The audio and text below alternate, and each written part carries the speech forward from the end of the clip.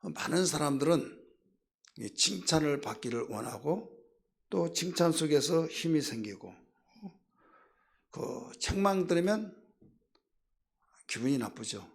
감정이 상하고 닫힌 문이 됩니다. 그러다가 보니까 야, 너 칭찬해줘. 칭찬 소리 듣기를 원하고 있는데 너 책망을 받으면 지금 어떤 세대냐. 어떤 시대냐 이거죠. 제가 어렸을 때는요. 칭찬보다는 책망을 많이 들었어요. 그 사회 분위기가 그랬어요. 잘못한 것만 집어내고 남몰하고 그러다가 보니까 의뢰이 그런 줄 알았어요. 목사님이 제가 모시고 있는 목사님은 제가 7년 동안 있었는데 칭찬에 대한 격려에 대한 설교를 한 번도 안 했어요. 기억이 안 나요. 막 책망을 얼마나 많이 하는지 그 책망 속에서 그 두 가지 반응이 일어났어요. 하나는 회개의 역사와 하나는 거부 반응 속에 뛰쳐나가기도 하고 어떤 분은 앉아있다가 그냥 예배를 참석하지 못해서 뛰쳐나간 사람이 있어요. 그런 시대를 흘러서 벌써 그 40여 년이 되어진 그때 군대에 이제 갔을 때 군대는 잘했다고 한 말을 한 번도 못 들어봐요. 아무리 그 열심히 하더라도 잘했어, 수고했어 그 말을 그래서 나중에 뭐라고 하면 그 군대는 책망 안 하면 아무 소리 안 하면 그게 잘한 것이다. 이렇게 말 아무 소리 안 하면 여기 계신 분들도 군대 갔다 오신 분들 잘 알게 될 거예요. 그래서 그 당시 그 책망을 그 최고의 교육으로 생각했습니다. 근데 지금은 이기주의로 이제 싹트고 이기주의 되다가 보니까 말하면 아무리 좋은 말이라도 막 튀는 거죠. 그래서 잠언 기자는 그런 말을 했어요. 이 책망을 잘 듣는 자에게 책망하라. 듣지 않은 자에게 책망하면 너는 그와 원수가 된다. 이런 말이 나와요. 우리 강해에서 들으신 분 기억날 거예요. 그래서 겸손한 자는 책망을 달게 받으나 교만하고 거만한 자는 책망을 멀리하느니라. 싫어한다 이거죠. 그러면 연결된 거 보면 책망도 받을 만한 사람에게 책망하는 거죠. 그래서 성경에는 어땠을까? 성경에는 책망에 대해서 많이 가르쳐주고 있습니다. 많이 가르쳐 주시는데 여러분이 잘 아신 바와 같이 뭐 다 이야기를 할 수 없지만은 이 책망에 대한 그 사건 요한계시록 2장 3장 그 소아시아 7교회를 향해서 책망하시잖아요. 책망을 하실 때 주님은 칭찬을 먼저 하시고 책망하셨다는 사실을 잘 아실 거예요. 그런데 칭찬할 것이 없는 교회가 또 있어요. 그럴 때는 그냥 빈말이라도 칭찬한 것이 아니라 곧바로 칭찬하지 않고 책망한 거예요. 이건 뭐냐면 진실한 가운데서 책망하신 거죠. 왜? 잘한 것이 없을 때 아무리 찾고 찾으려고 하더라도 칭찬할 것이 없다 이거죠. 그러면서 그 성령이 교회들에게 하신 말씀을 들을지어다. 성령이 교회들에게 하신 말씀을 들으라는 거예요. 근데 이 책망을 어느 시대에 어떤 사람에게든지 하면 두 가지 반응이 일어나는데 받아들인 자, 거부한 자가 있는 거예요. 받아들이면 그에게 생명이 되고 또 큰 힘이 되어서 돌이킬 수 있는 그런 계기가 되지만은 받아들이지 못하면 기회를 놓쳐버립니다. 그때에 내가 어머니가 꾸짖는 것을 말을 듣지 않았던 거, 그때 나에게 말해준 걸 내가 듣지 않았던 거. 그럼 누구든지 좋은 말을 막 하고 싶잖아요. 빨리 가, 내가 할게요. 그런데 책망에 관한 말을 하면 서로 안 가려고 그래요. 왜? 싫은 소리를 하다가 원수가 되어지기도 하고 또 등 돌리고 이런 것들을 알기 때문에 서로 안 하려고 하죠. 고양이 목에 방울을 누가 다는가? 고양이 방울에 그 쥐들이 회의할 때 고양이 목에 방울을 달면 우리가 살 길이 아닙니까? 움직이기만 하면 나 잡으러 왔다, 우리 잡으러 왔다 하면 도망가지 않느냐. 아, 좋다. 그럼 누가 잡을까? 그러니까 서로 막 멍 찾으면 네가 하니까 나중에 방울을 달지 못했다, 이런 말이 나오죠. 좋은 소식은 막 내가 하려고 하고 안 좋은 소식은 슬슬 다 빼죠. 그럼 누가 합니까? 근데 우리 주님은 과감하게 책망하셨어요. 여러분 마태복음 23장에도 수없이 나오잖아요. 서기관과 바리새인들에게, 율법사에게 막 화 있을진저 막 책망했잖아요. 너희가 천국을 들어간 데를 막고 있다. 너도 못 들어가고 너만 못 들어가면 모르는데 들어가려고 하는 사람도 막고 있지 않느냐. 때로는 막 독사의 자식들아, 막 독사의 새끼들아, 막 이런 좀 입이 건 사람은, 욕으로 건 사람은요, 그냥 욕을 안 하고 차분하게 하면요 좀 그게 어색해요. 그런데 욕을 못하는 사람이 욕을 하면요 좀 이상하게 보여요. 근데 예수님 같이 그 인격적인 분이 막 독사의 자식들 한 걸 얼마나 막 당하고 그렇지 않겠습니까? 왜? 너무 강팍하기 때문에 이런 말을 하지 않으면 안 된다. 싫지만은, 듣는 사람이 싫어하지만 막 그 말까지 한 거예요.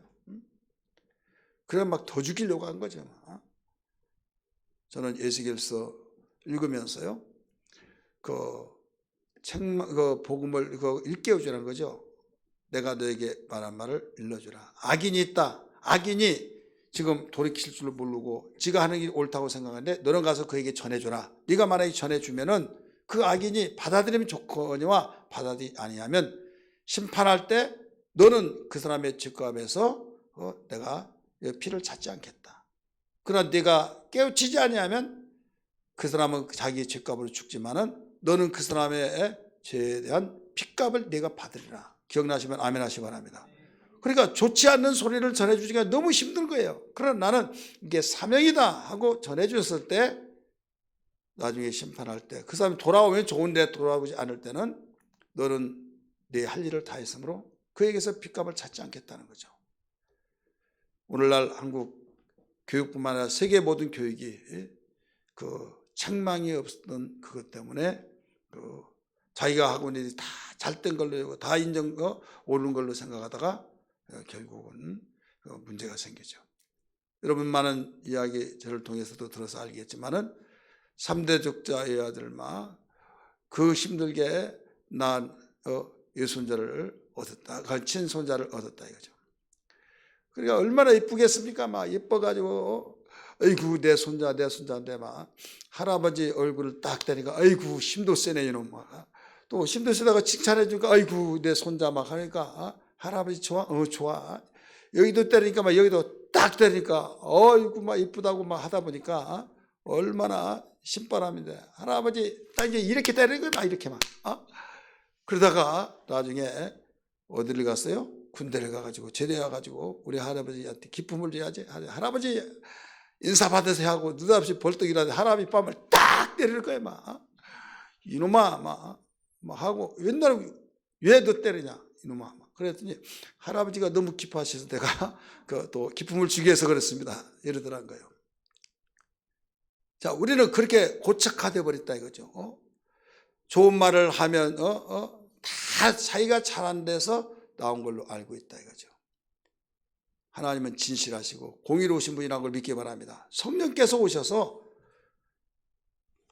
책망하신 것을 알아야 된다 이거예요. 저는 며칠 전에 요한복음 16장에 있는 그 내용을 그 성령이 오신 것에 대해서 쭉 정리를 해서 새벽에 좀 어중간해서 하느라고 좀 시간이 많이 늦었습니다만은 그 중에 한 대목이 이 내용이 있었어요. 성령이 오셔서 책망하시는데 그것을 알아야 하는데 하나님의 역사는 무조건 격려, 위로, 평안. 그러다가 보니까 여기에서 그 소리만 듣다가 보니까 누가 책망을 하지 않죠. 근데 성령은 세상을 향해서 책망하는데 죄에 대해서, 의에 대해서, 심판에 대해서 책망하신다 하신 말씀을 믿으시길 바랍니다. 제가 광고 시간에 이 가나의 혼인잔치 언약에 대한 광고를 말씀을 드렸습니다. 거기에 보면요 무엇을 강조하고 있는가 하면 기독교의 핵심적인 소망이 뭐냐면 재림이에요. 재림인데 미국에 있었던 그 실제로 통계를 낸 거예요. 데이터를 내는데 재림을 설교하는 그 교회가 2%뿐이 안 되는 거예요. 2%. 그 많은 교회들이 있지만은 2%밖에 재림에 대한 설교를 하는 일이 없다 이거죠. 2%만 설교했는데 여기에서 재림에 대한 설교를 듣지 못하니까 이 땅에 복을 받고 행복하고 확장되어지고 막 번성하고 그런 축복을 받은 사람은 하나님 잘 섬긴 거 어리없고 핍박을 받고 또 세상 말로 말하면 왕따 되어지고 예수 열심히 믿으면 왜 그렇게 믿느냐 좀 지혜스럽게 믿으라. 그 사람의 지혜는 뭡니까? 절충하고 적당히 믿는 거 다른 사람이 인정하고 이런 것이 정말 지혜스러운 걸로 생각해서 그렇게 말합니다. 그러다 보니까 재림을 왜 재림 설교를 하지 않느냐 또 조사했어요. 사람이 싫어한다 이거죠. 교인들이 싫어하고 때로는 협박한 것 같고 때로는 이모저모 다양하게 이상하게도 굉장히 어떤 현실적이 떨어지고 그렇기 때문에 싫어하니까 교인 떨어지니까 재림 설교를 안 한다는 거죠. 그러면서 그를 책망하고 있는 내용이 있어요. 근데 원작에서는 했는데 한국에 수입을 해와서 88분인 것 같은데 70몇 분으로 줄였어요. 그 대목을 딱 잘라버린 거예요. 왜 잘랐냐? 큰 교회에서 관람을 해야 할 때 이말 되면 우리 교회는 재림 설교를 한 번도 못 들어봤다. 우리 교회는 잘못됐다. 그럴까봐 그래서 교인들이 판단하라라고 생각해서 그걸 막아버렸다. 이렇게 이야기를 기독교 방송에서 이야기한 거예요. 그래서 우리는 여기에서 지금 책망할 때 재림 설교가 없는 것은 잘못된 것이다 하면서 목사가 재림 설교를 하지 않고 어디에 초점을 맞추냐? 모든 사람들의 좋아하는 소리에 맞춰서 하기 때문에 이건 설교가 아니라 연설이다. 이렇게 설교는 이 영화는 가르쳐주고 있어요. 근데 그렇게 들을 때 우리 목사님은 연설하고 있구나 설교를 안 했구나 할까봐 그걸 막아버렸다 이거죠. 그런데 그 사회자가 소개하면서 그런 내용이 있다. 그래서 이 책망 듣기를 싫어하는 것이 어디에서 부르냐? 목사 하나부터 주회종부터 다 좋은 소리만 듣기를 원한다 이거죠. 핍박을 받는 것은 어떻습니까?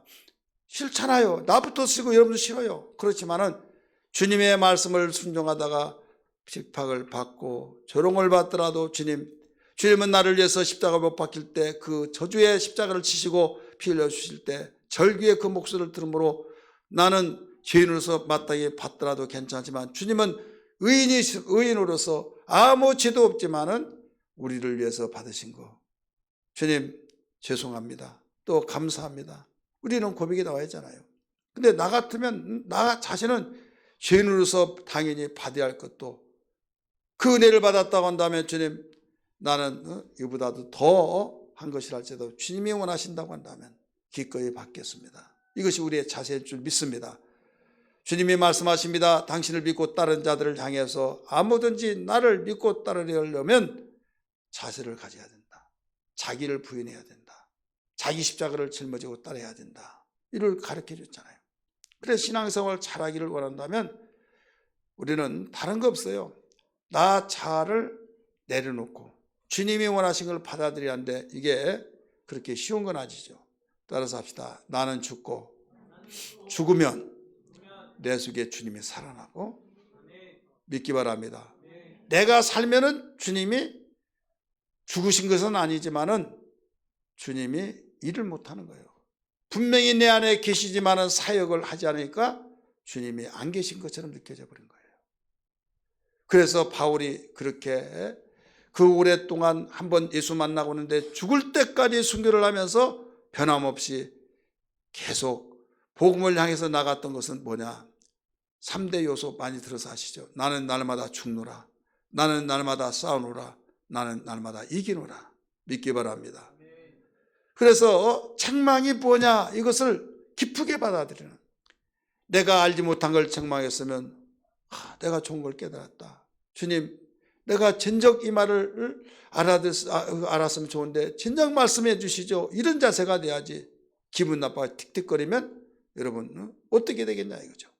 오늘 성령께서 이 세상에 오셔서 우리에게 책망한 것이 무엇인가를 바로 알고 정말 그 책망 속에 겸손한 자세로 무릎을 꿇고 주여 나는 죄인입니다. 주님 나는 의인입니다. 주님 나는 정말로 복된 사람입니다. 이런 고백들이 되어야 될 줄 믿습니다. 그 책망한 것이 뭐냐? 우리 17절부터 읽었잖아요. 그 7절부터 거기에 보면 뭐가 나옵니까?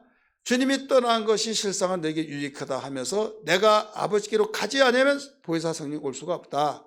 내가 가서 너희 보낼 보혜사 성령이 오시면 너희에게 유익하다는 거예요. 그래서 너희를 인도하신데 너희에게로 보내는데 그분이 세상에서 책망할 것이다. 뭐 할 것이다? 그 책망. 우리 한번 따라 책망. 그 책망이 뭐냐? 바로 죄에 대해서 책망하는데 죄. 우리가 귀가 마르고 들도록 아는 죄. 죄에 대하여. 이 죄에 대해서 말한 것을 대부분 사람들이 죄 하면 뭐에 대해서 이야기해요? 바로 윤리와 도덕적인 거. 윤리와 도덕적으로 대해서 죄라 생각하니까 나는 착해. 나는 잘못했어. 잘못 없다고 말한다 이거죠. 근데 분명히 죄에 대해서 이렇게 말할 때 우리는 악한 자야 하면서 율법의 십계명에 대해서 또 우리가 윤리와 도덕적인 면에서 잘못한 걸 낱낱이 꼬집어서 찝어낸 것을 바로 책망하면서 그럴 줄 알았는데 그게 아니라 저희가 나를 믿지 아니하며 이렇게 나오죠. 따라서 합시다. 저희가 나를 믿지 아니하며 이게 죄라는 거예요. 지금 나라고 예수잖아요. 예수 믿지 아니한 것을 책망한다는 거예요. 왜 책망하겠습니까? 왜 그런가 하면 모든 인류의 저주가 왜 왔느냐? 죄 때문에 왔어요. 따라서 합시다. 죄 때문에 왔다.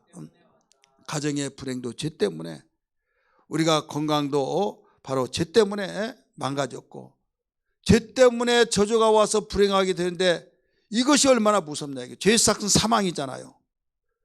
그런데 왜 여기서 죄에 대한 것이 그 죄에 대해서 책망하는데 나를 믿지 않은 것이 죄다 이렇게 가르쳐 주셨는가 하면, 내가 죄를 해결을 받을 수 있는데도 불구하고 내가 해결받지 않고 있는 것은 그게 바로 더 악하다는 거죠. 예를 들어서 아버지가 자식을 사랑해서 빚을 다 갚아줬어요. 싫습니다. 그러면 이놈 정말 자립정신이 강하구나 그렇게 생각을 하느냐, 아니면 그래 고생 좀 해야 이놈. 두 가지 반응이죠. 그런데 어투가 있죠. 아버지를 생각해서 아닙니다. 제가 하겠습니다. 이런 거하고 저 아버지 도움 안 받아요. 안 받는다고는 액센트가 다르다니까요. 그러니까 아버지의 그 수고롭고 고통스럽고 고생해서 얻은 모든 재산을 내가 정말 어떻게 쓰느냐 하면서 그 은혜가 감사하고 이렇게 키워준 것만 해도 감사한데 내가 여기까지 도와주셔서 잘한 것만 해도 감사한데 더 나는 받지 않겠다. 그런 정신이 아니라 내가 당신 없으면 못 사는 줄 알아? 내가 얼마나 일어나겠다.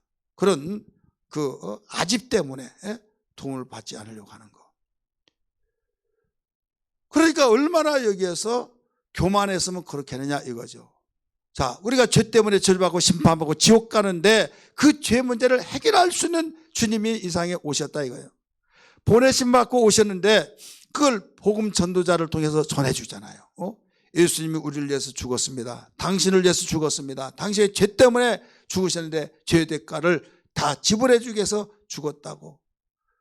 당신은 타고나면서 다 죄로 잉태되어서 죄로 말미암아 이 세상에 태어났고 죄 때문에 결국 불행 같은데 불행하고 싶지 않느냐 하면서 복음을 여러 가지 경로를 통해서 막 설명하면서 살 길이 있다는 걸 알려주잖아요. 따라서 합시다. 살 길이 있다. 행복할 일이 있다 이거죠. 절망 가운데서 바로 소망을 갖고 불행 가운데서 평안을 찾고 이모 저모 다양한 정말 나의 불행 그러다가 보니까 어떻게 합니까?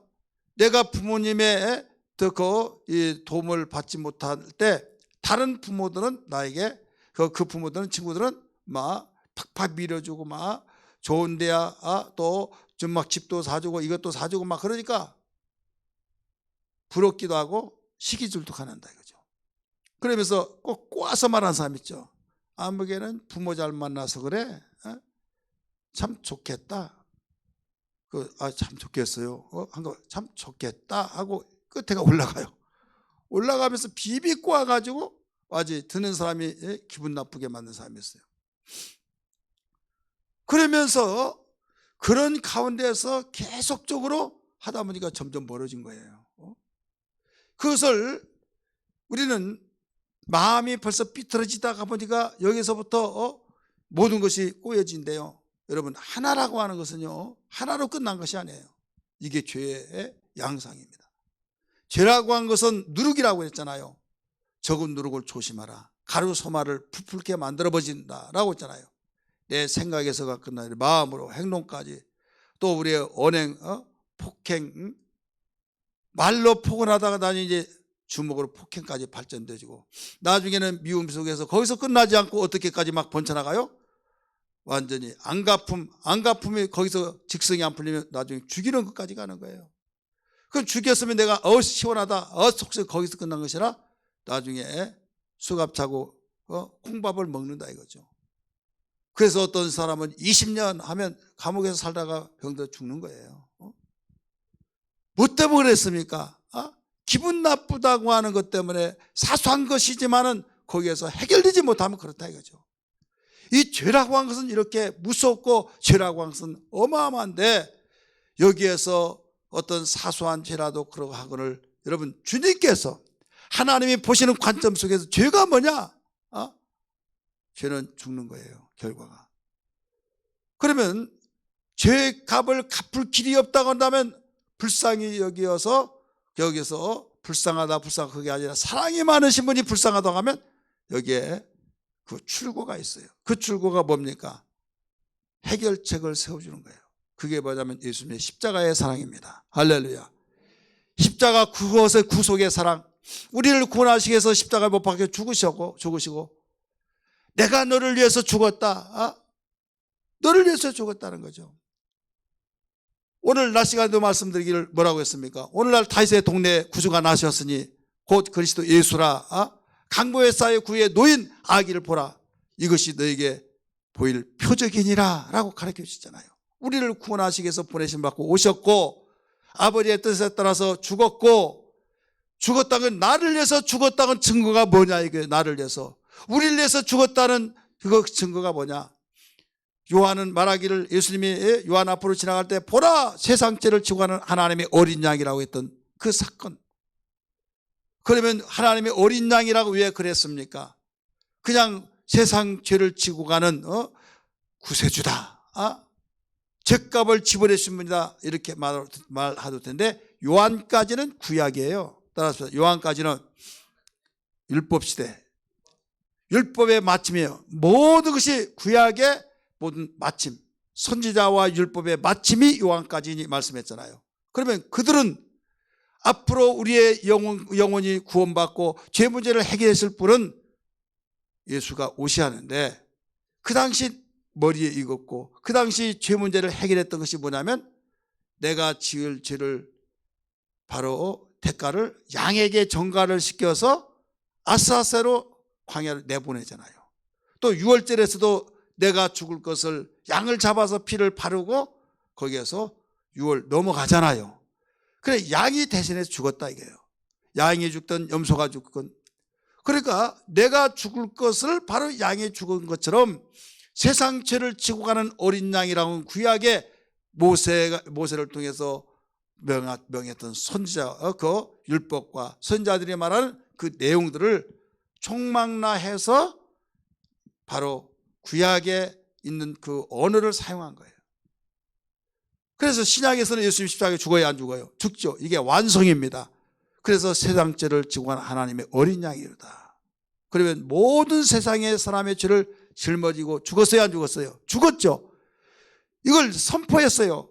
선지자들이 선포했습니다. 또 예수님이 그 일러줬습니다. 복음을 믿고 또 전도자들 통해서 전해줬습니다. 그러면 믿지를 않아요. 왜 안 믿느냐? 무관심해요. 한 귀 듣고 흘러버리고, 야, 우리가 분명히 봤는데 그 빌라도 법정에서 빌라도가 그 여론에 의해서 죄 없다고 하면서도 사형이라고 하면서 땅땅땅 치고 넘겨줬지 않느냐. 그래서 죽은 거지 뭐 우리를 위해서 죽었냐. 내가 너를 위해서 죽느라 하고 자신이 자살을 하든지 자기를 하든지 여러 가지 정말 누가 우리를 위해서 죽었구나. 그게 느껴지지 않고 상황적으로 볼 때는 어떻게 죽은 거예요? 유대인들이 막 십자가에 못 박혀 죽이라고 얼싸얼싸 하니까, 죄 없다 하니까, 우리에게 법이 있다고 하면서 죽이라고 하니까 그 소리가 이김이라 라고 말씀하셔서 결국 유대인들의 소리에 그 빌라도도 별 수 없이 죽이라고 해서 죽었지 않느냐. 이게 상황이잖아요. 믿으시면 아멘 하시기 바랍니다. 상황인데 여기에서 근본적인 것이 뭐냐? 근본적인 것은 예수님 이 세상에 오신 건 죽으러 오셨잖아요. 그렇게 해야 죽지. 예수님이 그러면 세상 죄를 지고 간 어린 양이라고 해서 내가 죽노라 하고 뭐 칼을 빼서 잡아 활복자 자살한 것처럼 그렇게 죽거나 아니면 뭐 높은 데서 투신해서 죽거나 그러면 자결뿐이 안 되잖아요. 자살뿐이 안 되잖아요. 이것은 하나님이 우리를 위해서 죽게 하시기 위해서 그들의 마음을 충동해서 결국 죽게 되었다는 사실을 알아야만 합니다. 근본과 현재 우리의 육안을 볼 때 이게 달라요. 이스라엘 나라가 남쪽과 북쪽이 갈라진 것도 보셨잖아요. 왜 갈라졌느냐? 왜 분단되느냐? 왜 분단됐습니까? 여러분, 가시적인 면에서는 솔로몬이 아들이 정책을 잘못 세워서 갈라진 거예요. 분명하죠. 우리 장로님 그렇죠? 분명하게 솔로몬의 아들 르호보암이 그 원로들이 와가지고 그러잖아요. 당신의 아버지가 20년 동안 계속 건축한다고 세금을 많이 부과시키고 그래서 우리가 못 살게 했는데 우리를 풀어놓아 주시면 우리가 당신을 따르겠고 그렇지 않으면 따를 수 없습니다. 사진에 와서 요구를 했잖아요. 3일 후에 와라 했을 때 왔을 때 결국은 자기의 소년 자기의 친구들의 말을 듣고 우리 아버지가 새끼손가락으로 다스리면 나는 엄지손가락에서 다스리겠다. 우리 아버지가 채찍으로 다스리면 우리는 정갈로 다스리겠다. 그래가지고 다 떠나버렸잖아요. 그러니까 그가 정책을 발표를 그들의 요구대로 하지 않아서 떠났다 이거죠. 그런데 근본적인 건 뭐예요? 보이지 않는 근본적인 것은 솔로몬이 바로 범죄함으로 인하여서 그렇게 됐다는 것을 안다 이거죠. 믿습니까? 그래 우리는 세상 사람은 가시적인 것만 보고 판단하는데 예수 믿는 사람은 근본을 본다 이 근본. 그래서 양면을 보야 양면. 이건 여호와께로 났다 이렇게 나오잖아요. 강팍해가지고 막 죽이려고 할 때 하나님이 그냥 걸어가다가 탁 쓰러져서 그냥 퍽 죽어버린 것이 아니라 사울을 죽이려고 작정하잖아요. 사울을. 그럴 때 전쟁하라고 예언을 해주잖아요. 거짓 영이 들어가서 이긴다 하고 하면서 블레셋과 싸워서 죽었잖아요. 싸우다가 아합을 보세요. 아합 얼마나 악랄합니까? 누가 내 그 종 아합을 죽일고 그러니까 선자들은 거짓 선자들은 막 성전고를 올려서 전쟁에 간다고 막 이기고 돌아온다고 하니까 여기에 미가마는 가면 죽습니다. 돌아올 수 없습니다. 그러니까 막 뺨을 때려가지고 너는 항상 나쁜 예언만 한다고 하고 얼마나 그 못마땅하게 있잖아요. 그리고 400대 1이에요. 400명의 선자들이 산다고 그랬어요. 승리하고 온다고 그랬어요. 근데 미가마는 죽는다고 그랬어요. 그래서 선자들끼리도 막 완전히 미가를 막 죽이려고 하고 미워해가지고 네가 무슨 관계에 그러냐. 나도 하나님의 종이고 너도 하나님의 종이고 다 그러면 우리가 잘못했단 말이냐. 그럴 때 내가 실상을 말하겠다. 그러면서 그들이 볼 수 없는 걸 봤어요. 하나님의 나라에서 천상에서 회의가 일어났다 이거죠. 주제는 누가 아합을 죽일고 이게 회의예요. 그럴 때 이렇게 저렇게 막 그 의견이 나왔는데 내가 죽이겠습니다. 어떻게 네가 죽일래? 우리가 볼 때 하나님이 그냥 불어버리면 날아갈 수도 있는데 왜 그런 회의까지 할까요? 하나님 질서의 하나님이시다 이거죠. 그래서 내가 죽이겠다. 어떻게 네가 죽이냐? 그랬더니 거짓말하는 영이 되어서 내가 들어가서 거짓 선자들에게 예언을 하게 해서 전쟁에 나가서 죽게 하겠습니다. 그렇게 했잖아요. 결국 그렇게 죽었어요, 안 죽었어요? 죽었다 이거. 그러니까 근본적인 것이 뭐고 여기에 가시적인 현실적인 눈으로 볼 때 뭐냐 이거예요. 예수님이 죽는 것이 마찬가지예요. 현실적으로 볼 때는 판결에 의해서 유대인이 소리 지르고 그래서 사형 땅땅땅 해서 죽었으니까 어떤가 우리 그렇게 해서 죽었는데 왜 나를 위해서 죽었다고 하냐, 우리를 위해서 왜 죽었다고 하냐, 그것이다 이거죠. 그래서 믿지를 않습니다. 그러면 우리를 위해서 죽었다고 하는 근거가 뭐냐 이거 근거. 우리가 볼 때는 그 예수가 죄인으로 판결되어서 죽었다는 것을 그렇게 믿고 있는데 성경은 우리를 위해서 죽었다고 하니 어느 것이 맞냐 이거죠. 자, 죄인은 죄사고 죽습니다. 근데 예수님은 죽었어요. 그러니까 그거 봐라. 예수는 지혜 때문에 죽었지. 여론을 형성해서 나라의 분열을 시키고 또 자칭 하나님의 아들이라고 해서 하나님의 신성모독했고 그래서 유대인들이 우리의 법이 있다고 하면서 그래서 죽였다. 결론이 그게요. 그런데 죽었으면 끝나야 하잖아요. 그런데 살아났어요, 안 살아났어요? 살아났죠. 그러면 당신 자신의 죄 때문에 죽었다, 안 죽었다? 안 죽었다는 생각. 그럼 무엇 때문에 죽었다? 우리를 위해서 죽었다 이거죠. 내가 죄인을 구원시키러 왔다 이거예요. 그래서 예수는 우리의 죄를 위해서 죽으셨고 우리를 바로 죄값을 지불해서는 대속물로 죽으셨다라고 계속 예수님이 살아계실 때도 가르칠 때도 증거했잖아요. 그런데 그를 믿지 않는다 이거죠. 안 믿으니까 여기서 죄는 살았어요, 안 살았어요? 죄는 살아있어요. 그래서 죄에 대한 책망은 뭐냐면 너희가 나를 믿지 아니하며 너희가 살 길이 있음에도 불구하고 너희들은 살 길을 포기했다 이거죠. 따라서 살 길이 있음에도 불구하고 살 길을 포기했다. 그걸 책망하신 거예요. 누가? 성령께서. 오늘 우리는 윤리와 도덕적인 판단으로 판단하지 말고 성령께서 책망하신 것을 우리 비춰보면서 우리 모두 다 함께 정말 하나님이 진리의 영이신 그분이 말씀하신 것을 볼 때에 후회 없고 정확하다는 걸 믿기 바랍니다. 자, 예수를 알지 못한 거 이게 죄예요. 예수님이 왜 왔냐? 그분은 사랑이심 많으시고 자비하시고 참 위대하시고 막 이것은요 나를 위해서 죽었다는 사실을 모르고 그렇게 말하면요 그런 파괴주의자입니다. 일반 종교도 사랑운동하는 거예요. 일반 종교도 이방 종교도 바로 정직하게 살자 운동합니다. 우리는 다른 사람을 위해서 희생해야 된다고 말합니다. 그렇게 해서 내가 공로를 쌓아서 내가 선행해내서 좋은 데 간다고 이방 종교잖아요. 이게 대표적으로 불교잖아요. 그게 아니에요. 죄인으로 태어나서 죄인으로 살다가 죄인으로 죽으면 지옥이 기다리고 있는데 하나님을 사랑하셔서 이것을 다 여기에서 건져내기 위해서 독생자 예수를 세상에 보내셨다. 이게 기독교의 핵심 복음의 진리잖아요. 누구를 위해서? 우리의 죄를 위해서 대신해서 죽으시는 대속물로 주기 위해서 속죄제물로 죽으셨고 죄값을 지불해 위해서 죽었고 그래서 나는 죄값을 다 내가 대신 내가 스스로 갚을 길이 없기에 주님이 갚아주셨으면 얼마나 감사하냐. 감사해서 주님 감사합니다. 나 같은 것이 무엇이길래 이렇게 나를 위해서 죄값을 지불해 주셨습니까?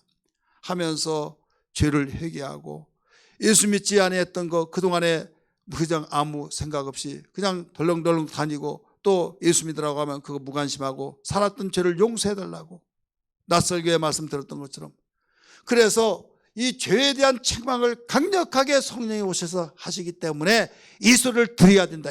책망은요 뭡니까? 꾸짖고 야단치는 것이 책망이잖아요. 잘못했으니까 꾸짖는 것이 잘한 것을 꾸짖는 사람이 누가 있습니까?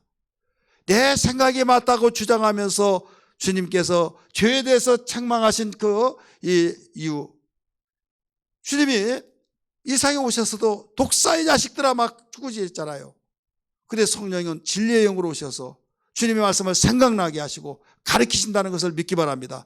성령이 오셔서 주님의 책망하신 것을 생각나게 하셔서 성령께서 죄에 대해서 그렇게 책망하신대. 죄에 대해서 주님은 육체로 오셨을 때 직접 책망했어요. 근데 보혜사 성령은 진리의 영이시기 때문에 예수님처럼 바로 또 책망한데 나를 믿지 아니하며, 이것을 가르쳐 준 거예요. 가장 먼저 우리가 해야 할 것이 뭐냐? 우리 죄 문제가 해결돼야 될 줄 믿습니다. 죄 문제가 해결되지 않으면요, 그 사람은 아무리 충성하고 아무리 그가 어떤 가운데 있다 할지라도 그런 절대로 해결될 수 없다.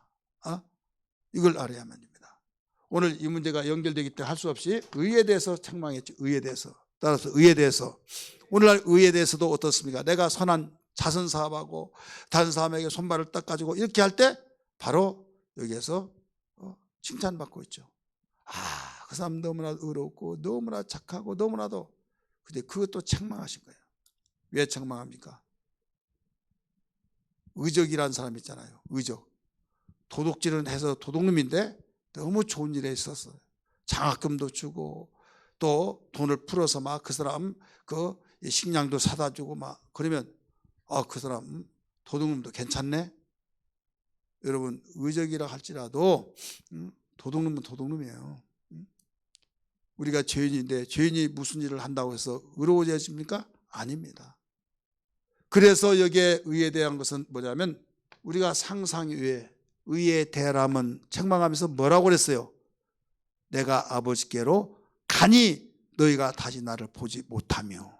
아버지께 올라간 것이, 예수님을 볼 수 없는 것이 바로 그게 의라는 거예요. 알다가도 모르겠죠. 아유 세상에, 아니 예수님 이 땅에 오셔서 아버지께 올라가는 것이, 올라가서 볼 수가 없으니 그게 의라?